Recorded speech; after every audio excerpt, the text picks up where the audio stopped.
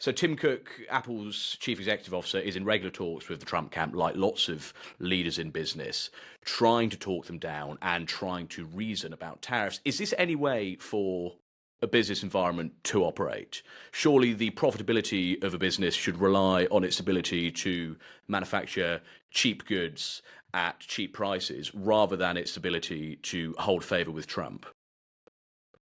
Yes, but I think that what is an attempt to do here is to try and sort of square the circle effectively. You were asking, Matt, about China, and Donald Trump is not going to openly declare economic war on China and force nations to stop doing business with them, etc., or to force companies to withdraw from there. But if you look back at the national security strategy documents, both of Donald Trump, Joe Biden, and I dare say the forthcoming documentation, it's China that has emerged very much as the international boogeyman, effectively. As Matt rightly points out, not necessarily quite militarily yet, but certainly down the road you can see where that's heading.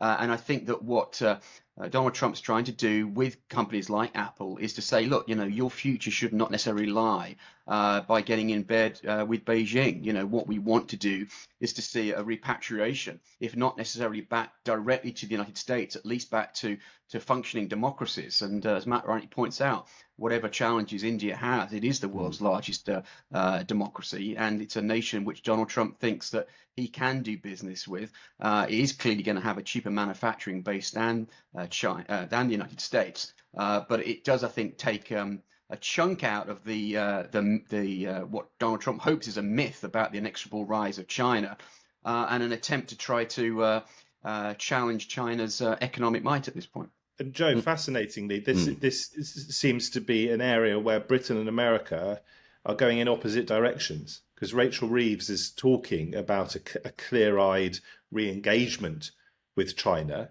And just as an example, we are importing some solar panels from China, but there's a very strong sense that this Labour government sees China as an important cog in its push towards that growth goal that has underpinned the whole raison d'etre of the government. Growth.